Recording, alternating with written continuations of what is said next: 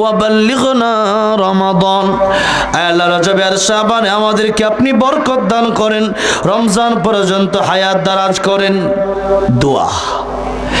এই পৃথিবীতে তাকদীর কোনো কিছুর মাধ্যমে পরিবর্তন হয় না, একটা জিনিসের মাধ্যমে মানুষের তাকদীর পরিবর্তন হয়ে যায়, সেটার নাম হলো দোয়া। সেটা কি? দোয়া। আর দোয়া নিবেন কার কাছ থেকে? মা বাপের কাছে। মা বাপের কাছ থেকে দোয়া নিবেন। নবীজি বলতেছেন এই পৃথিবীর সমস্ত মানুষের দোয়া, মানুষের দোয়া যারটা কবুল হোক আর নাও, কিন্তু তিনজন মানুষের দোয়া কবুল হবেই হবে। এক নম্বরে তোমার মা বাবা সন্তানের জন্য দোয়া করলে ডাইরেক্ট কবুল, জোরে কোন সুবহানাল্লাহ। সেই মা বাবার দোয়া আমরা নিতে রাজি না। অনেক লোক আছে শ্বশুরের দোয়া বালা কইরা নেয়, কিন্তু মা বাবার কাছে দোয়া চাই না জীবনে। অথচ সেই মা বাবার দিকে একবার নেক নজর দিয়ে তাকালে নবী কয় কবুল হজের সওয়াব। সুবহানাল্লাহ কোন। আমি এই বছর হজে যাব, এটা কি সহজ না কঠিন? হজে কি সবাই যাইতে রে? না। 5-6 লাখ টাকা লাগে তো, লাগে না?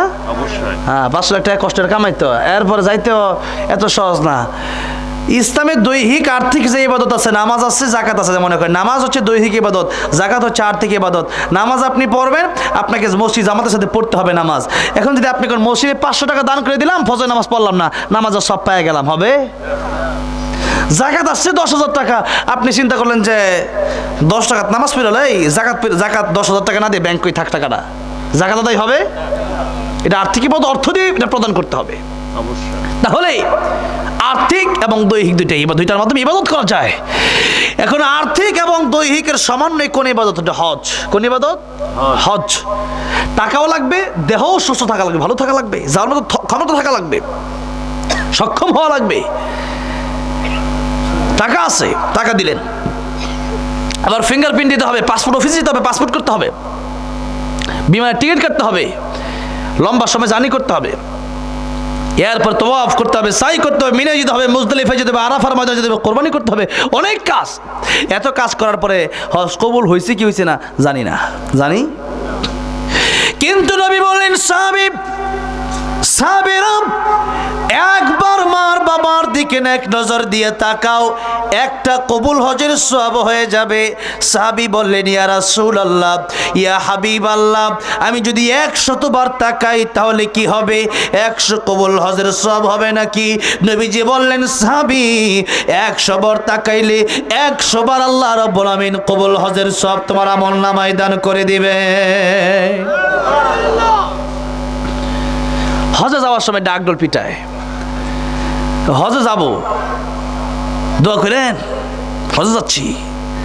আর মা বাবার দিকে হজে যাওয়া যায় বছরে একবার, জিল হজ মাস, যেটা বলতেছিলাম, জিল হজ মাসে হজে একবার যাওয়া লাগবে, জিল কত মাসে চলে যাব, আবার জিল হজ মাসে হজ করে আবার আসবো।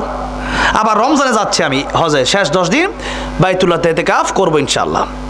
প্রতি বছরই যাই, তো এই বছর উমরা যাচ্ছি, হজে যাচ্ছি, 2 বার যাচ্ছি। তো রমজানের শেষ দশকে গেলে এটা কি হজ হবে? এটা উমরাই হবে। এটা কি হবে? উমরা হবে। হ্যাঁ, সবের বেলায় পার্থক্য আছে। রমজানে একটা মানে নফল করলে একটা ফরজের সওয়াব, আবার একটা ফরজ করলে 70টা ফরজের সওয়াব, এটা পার্থক্য আছে। তবে কথা হচ্ছে রমজানে গেলে কি হজ আদায় হয়ে যাবে? হবে না। ওটা ওই যে নির্দিষ্ট সময়ে করতে হবে।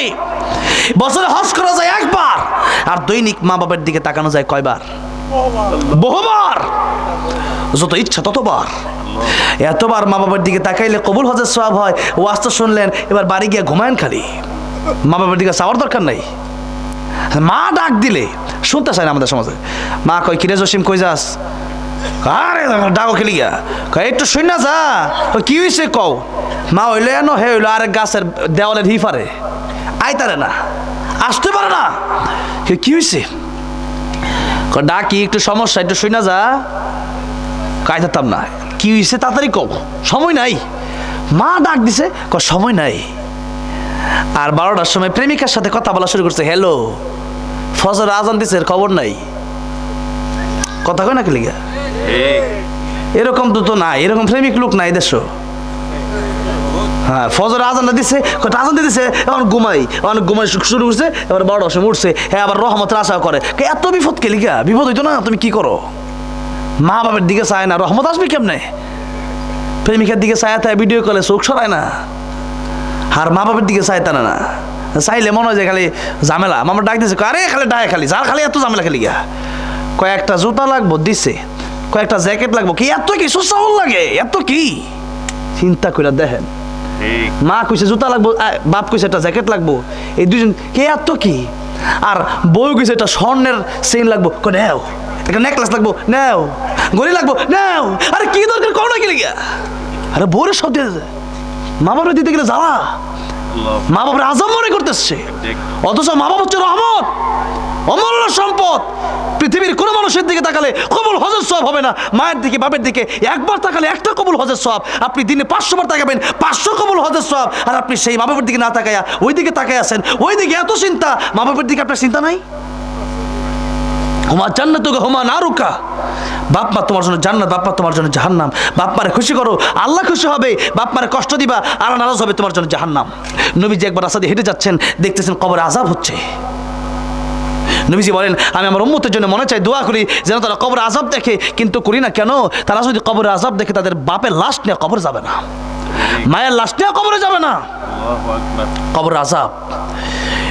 নবীজি দোয়া করলেন, আয় আল্লাহ রব্বুল আলামিন, কবর আযাব তুমি মেহেরবানি করে মাফ করে দাও। সাহাবায়ে কেরাম রাদিয়াল্লাহু আনহুম আজমাইন তারা বলল আমিন। নবী দোয়া করলো, নবী তাকায় দেখতেছে এখনো কবরের আযাব মাফ হয় না। যে নবী রাহমাতুল লিল আলামিন, সেই নবী যে দোয়া করতেছে, আয় আল্লাহ কবর আযাব মাফ করো, আযাব মাফ হয় না। একবার, দুইবার, তিনবার নবী দোয়া করলেন, কবরের আযাব মাফ হয় না। নবীজি আল্লাহ রাব্বুল আলামিনকে জিজ্ঞাসা করলেন, আয় আল্লাহ রাব্বুল আলামিন, আমার দোয়া তুমি কেন কবুল করলা না? আমি দোয়া করলে তো দোয়া করতে দেরি হয়, কবুল হতে দেরি হয় না। আমার আল্লাহ রাব্বুল আলামিন জিবরাইলকে বলল, জিবরাইল যাও, আমার নবীকে গিয়ে বলবা কিয়ামত পর্যন্ত যদি আমার নবী দোয়া করে, তার মা যদি তারে মাফ না করে, আমি আল্লাহ তারে মাফ করব না। আল্লাহু আকবার। আমার নবীজি তার বাড়িতে খবর পাঠালেন, খবর পাঠানোর পরে দেখলেন তার মা এখনো বেঁচে আছে। নবীজি বললেন, তার মাকে ডাকো। তার মা যখন সামনে আসলো, নবীজি বললেন, ও যুবকের মা, তুমি কি এই যুবকের মা? বলে, হ্যাঁ আমি যুবকের মা। তুমি কি তারে মাফ করে দিবা না? মহিলা ডেকে বলে, ইয়া রাসূলুল্লাহ, ইয়া হাবিবাল্লাহ, আমি তারে মাফ করব না। নবী বলেন, কেন মাফ করবা না? এত কেন তোমার পাষাণ হৃদয় কেন, এত কঠিন হৃদয় কেন? এমন সেই মহিলা ডেকে বলে, ইয়া রাসূলুল্লাহ, ইয়া হাবিবাল্লাহ, আমার পিঠে যেই বাড়িগুলো দিয়েছিল, যে আঘাতগুলো করেছিল বইয়ের কথায়, ওই আঘাতগুলো এখনো আমার পিঠে বিদ্যমান আছে।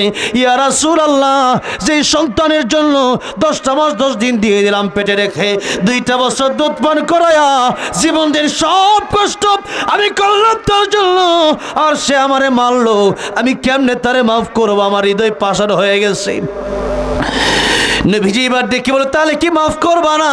মহিলাকে, রাসূলুল্লাহ, আমি তারে মাফ করবো না, সবারে মাফ করলো, আমি তারে মাফ করবো না। নবীজি এবার আল্লাহর কাছে দোয়া করলো, আয় আল্লাহ রাব্বুল আলামিন, আমারে যেমন তুমি কবর আযাব দেখাইলা, এই মহিলারে তুমি কবর আযাবটা দেখাও।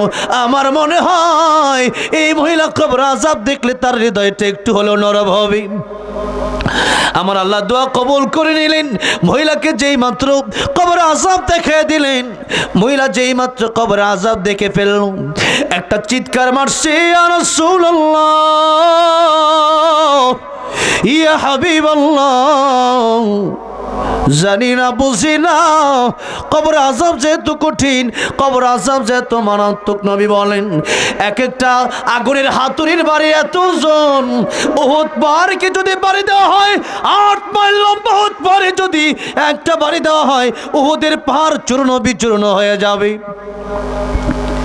আমার আপনার দেহ কত বড়, খুলিকাল ইনসানু দাইফা, মানুষ বড় দুর্বল। আল্লাহ নিজে বলতেছেন, মানুষ একটা সাপ দেখলে পর্যন্ত ভয় পায় মানুষ। সেই কবরের ভিতরে 99টা সাপ যখন আল্লাহ রাব্বুল আলামিন পাঠিয়ে দিবে, ওই সাপ ধরে একটা নিঃশ্বাস ছাড়লে দুনিয়ার এই ঘাস জন্মাতো না, ধান ক্ষেত, আলু ক্ষেত, গম ক্ষেত, ভুট্টা ক্ষেত কিছু হইতো না। ওই সাপ কবরের ভিতরে আল্লাহ যখন দিয়ে দিবি, ওই শাস্তি আপনি কেমনে বরদাস্ত করবেন, কেমনে সহ্য করবেন? এখনো সময় আছে কবর আযাবের কথা চিন্তা করে, জাহান্নামের কথা চিন্তা করে তওবা করে ভালো হন। আমার ভাইরা, আমার বাবাজিরা, মহিলা ডেকে বলল, ইয়া রাসূলুল্লাহ, ইয়া হাবিবাল্লাহ, এত কঠিন কবর আযাব আমি বুঝি নাই, আমি জানি না। ইয়া রাসূলুল্লাহ, এই কবর আযাব দেখে আমি আর সইতে পারলাম না। ইয়া রাসূলুল্লাহ, ইয়া হাবিবাল্লাহ, এই মুহূর্তে আমার সন্তানকে আমি মাফ করে দিলাম। যেই মাত্র মা বলছে মাফ করে দিলাম, আমার নবী তাকায় দেখতেছে কবরটার সাথে সাথে জান্নাতের বাগান হয়ে গেছে। মায়ের চোখে ঝরলে পানি, আল্লাহর আরশ কাঁপা যায়, কান্দে না যেন মায়, কান্দে না যেন মায়। তাহলে ভাইরা, বাবাজিরা, মা বাবাকে কষ্ট দেওয়া যাবে? বলেন যাবে? অমূল্য সম্পদ তারা পৃথিবীতে। মা আর বাবা, তাদের ব্যাপারে আল্লাহ কি বলেন? আল্লাহ বলছেন, ওয়াকাদা রাব্বুকা আল্লা তা'বুদু ইল্লা ইয়্যাহু ওয়া বিল ওয়ালিদাইনি ইহসানা। আল্লাহর ইবাদতের পরে আল্লাহ পিতামাতার খেদমত করতে বললেন, ফরজ করে দিলেন। আর সেই পিতামাতার কথা শুনতে আমাদের ভালো লাগে না। পিতামাতাকে আমরা মূল্যায়নই করি না। পিতামাতার কি দরকার? পিতামাতা তাকাবেন মানে কি? পিতামাতা কেমনি খুশি হয় ওইভাবে খুশি করেন। কেবলমাত্র লা তাআতা লি মাখলুকিন ফি মাসিয়াতিল খালিক। পিতা যদি বলে সুদ খাও, খাওয়া যাবে না। মা যদি বলে নামাজ পড়ার দরকার নাই, এই কথা শোনা যাবে না। সাদ ইবনে আবি ওয়াক্কাস রাদিয়াল্লাহু আনহু যখন নবীজির কাছে কালিমা পড়ে মুসলমান হয়ে গেল, তার মা বলছে, তুমি আবার পূর্বের ধর্মে ফিরে না আসলে আমি খাওয়া দাওয়া পানি সব বন্ধ করে দিলাম। সাদ ইবনে আবি ওয়াক্কাস বলল, মা, স্পষ্ট কথা হচ্ছে আল্লাহ রাসূলের বিরুদ্ধে যাবে এমন কোনো কথা আমার বলবো না, আমি শুনতে পারবো না। একটা জায়গায় মানা যাবে না, সেটা হলো আল্লাহ রাসূলের বিরুদ্ধে হবে। এই জায়গায় মা বাবার কথা মানা যাবে না। এখন যে ব্যক্তির বাপ মা কাফের, হ্যাঁ তো কইবো যে হিন্দু হয়ে যাও, আবার মুসলমান থেকে ফিরে আসো, বলবে না? তো হওয়া যাবে না। ভাইরা, বাবাজিরা, বলতেছিলাম দোয়া নিতে হবে প্রথমে মায়ের কাছ থেকে, বাবার কাছ থেকে। দুইজন বন্ধুকে বুলেট মিস হইতে পারে, কিন্তু আমার মা বাবার দোয়া খালি আল্লাহ ফিরে দিবে না। 2 নাম্বার মাজলুম, 3 নাম্বার মুসাফির, এই 3 ব্যক্তি আল্লাহ কবুল করে নেয়। আল্লাহ খালি 3 ব্যক্তি দোয়া আল্লাহ খালি ফিরে দেয় না। ভাইরা, বাবাজিরা, বলতেছিলাম দোয়া তকদির পরিবর্তন হয় কিছুর মাধ্যমে। দোয়া করলেন, হালাল যদি খান তাহলে দোয়া কবুল হবে। যদি কি খান? হালাল খান। আর যদি হারাম খান তাহলে দোয়া কবুল হবে না। হারাম খেলে ইবাদতই কবুল হবে না, দোয়া কবুল হবে। দোয়া একটা ইবাদত, দোয়া একটা ইবাদত না? আর দোয়া মুখ হলো ইবাদা, ইবাদতের মগজ হচ্ছে দোয়া। কি? দোয়া। বেশি বেশি দোয়া করা, বেশি বেশি দোয়া করা। দোয়ার মাধ্যমে আল্লাহ তকদির, মানুষের জীবন পরিবর্তন করে দেয়, মানুষের লাইফ চেঞ্জ হয়ে যায়। দোয়া, নবীজি দোয়া করতেন, তাই কি করতেন?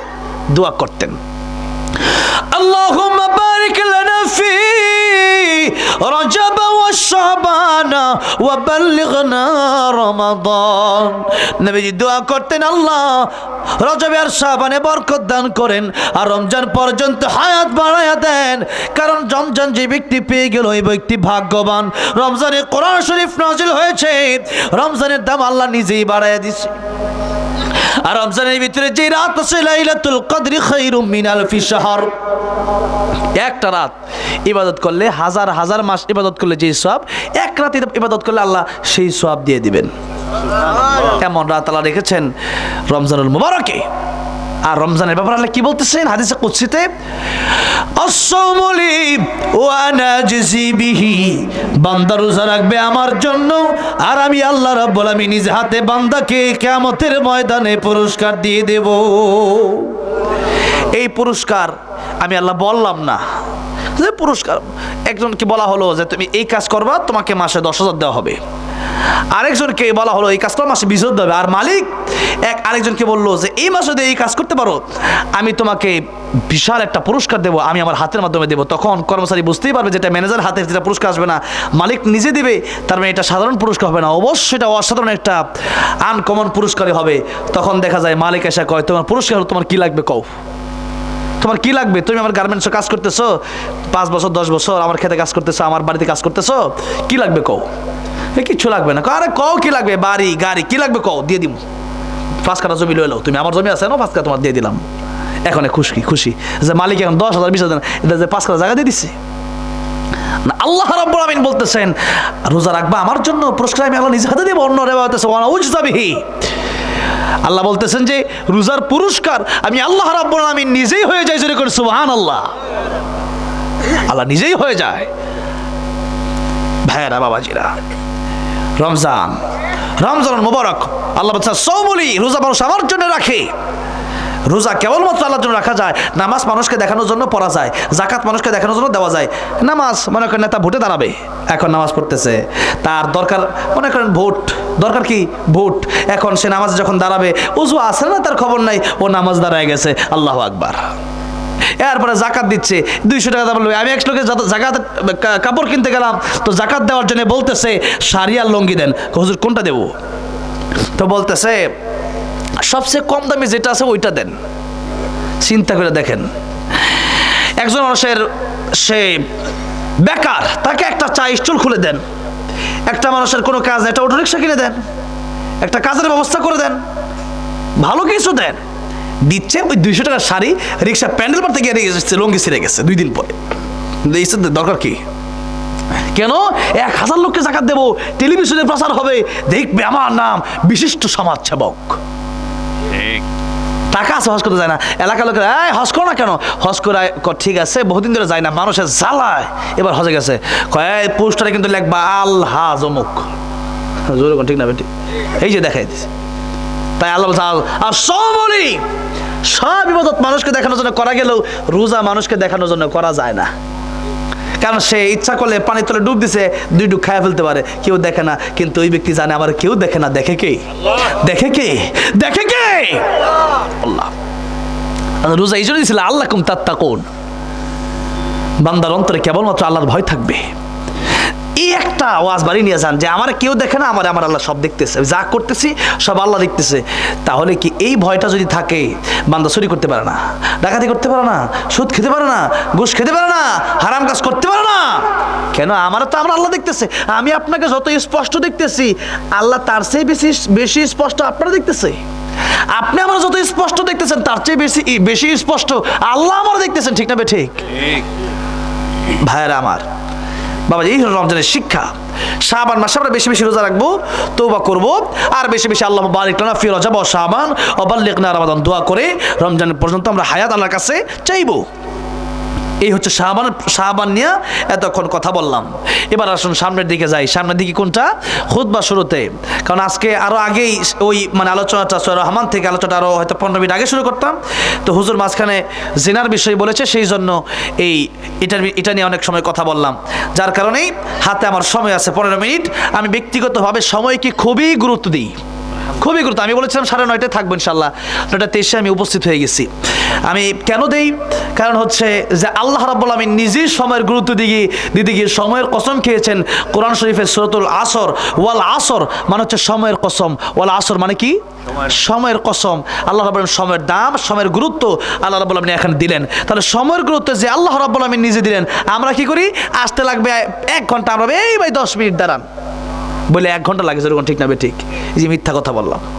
এই জন্য সময়ের গুরুত্ব আমাদের দিতে হবে। সময় চলে যাচ্ছে, বরফ যেমন গলে যাচ্ছে, জীবন থেকে সময় চলে যাচ্ছে।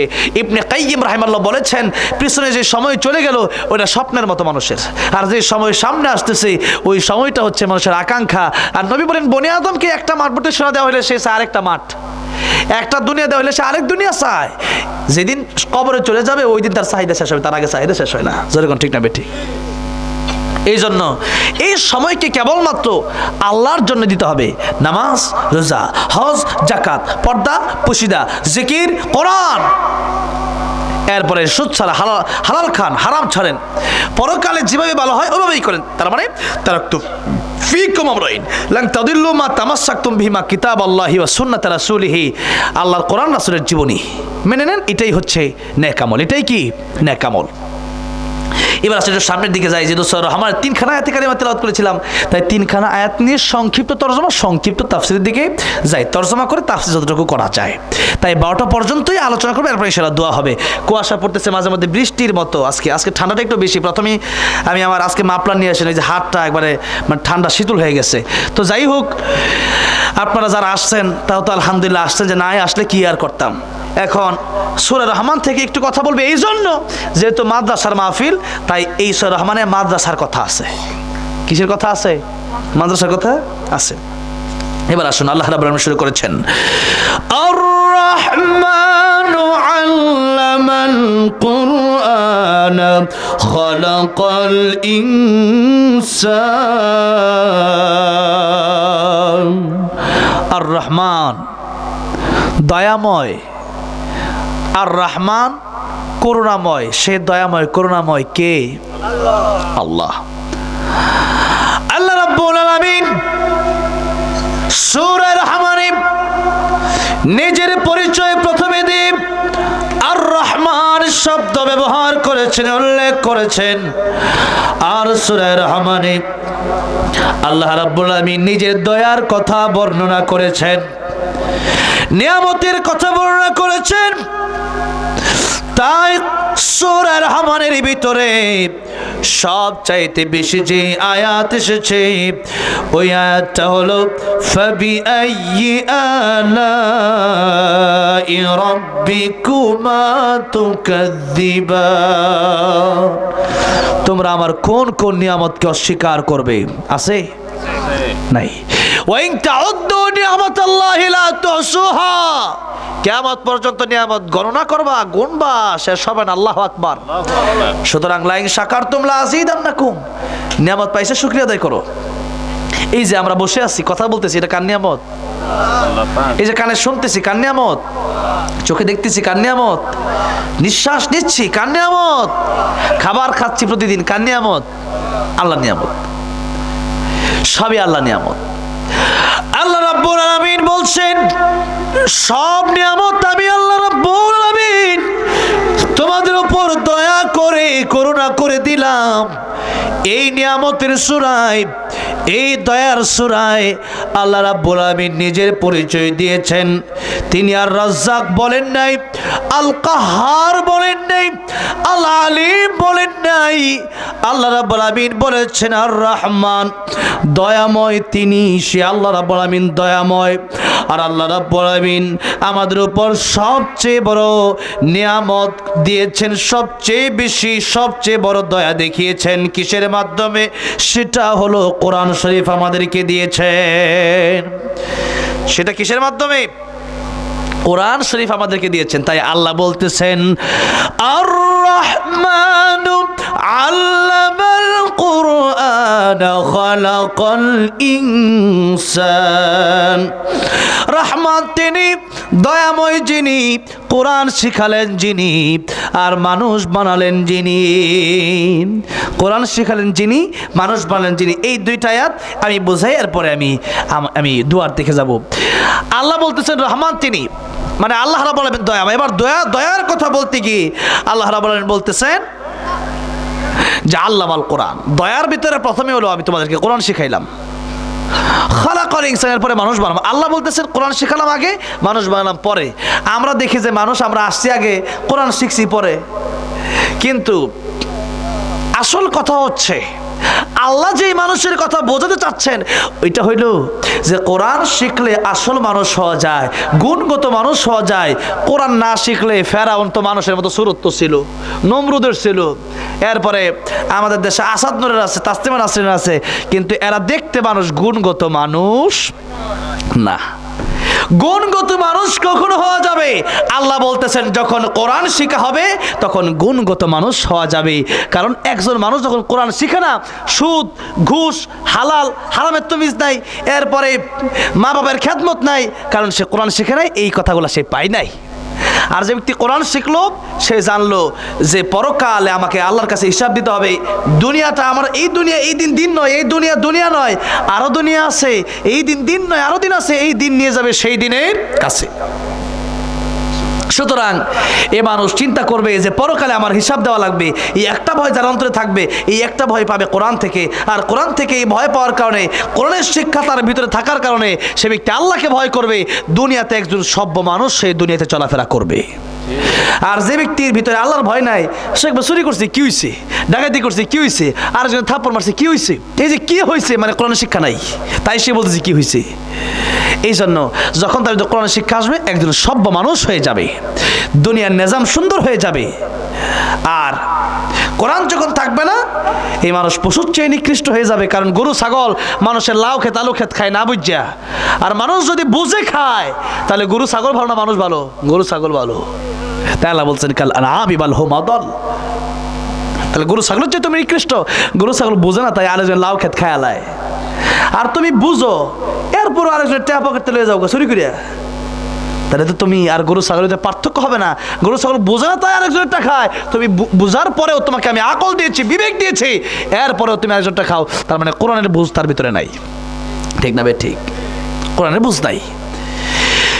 এই দুনিয়ার যত শিক্ষা আছে, এই শিক্ষাগুলো অর্জন করলে পরে দুনিয়াতে কিছুটা লাভ হতে পারে, কিন্তু শুধুমাত্র দুনিয়াতেই লাভ, মরণে লাভ নাই, কবরে লাভ নাই, হাসরে লাভ নাই। কিন্তু কোরআন শিখলে 4 জায়গায় লাভ। কয় জায়গায় লাভ? দুনিয়াতে লাভ, মরণের সময় লাভ, কবরে লাভ, হাসরে লাভ, এই 4 জায়গায় লাভ।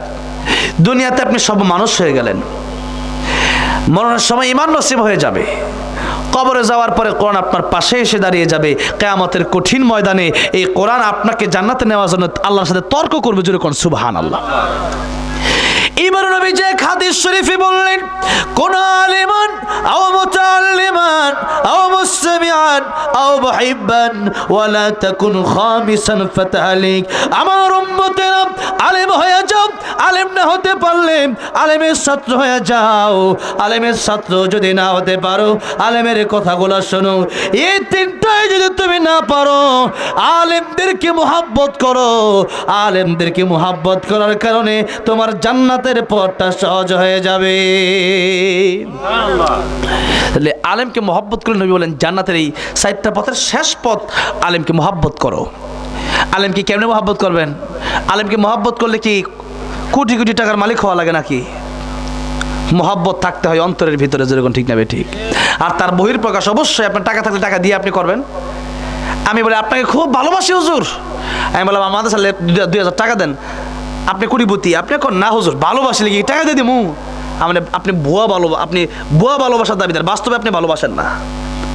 যেরকম ঠিক না বে ঠিক? যে ভালোবাসে ওয়া জাহাদু বিআমওয়ালিহিম ওয়া আনফুসিহিম ফি সাবিলিল্লাহ, সে তো আল্লাহর রাস্তায় জান দিয়ে দিবে, তার মাল দিয়ে দিবে। কেন?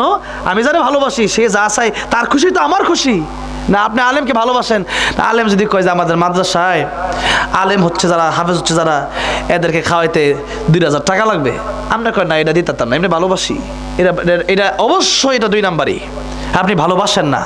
নই বলতেছেন ভালোবাসা। হ্যাঁ, যার 1 লাখ আছে সে 1000 দেখ, যার টাকা নাই সে 10 টাকা 5 টাকা দিবে, সমস্যা কি? যেরকম ঠিক না ঠিক?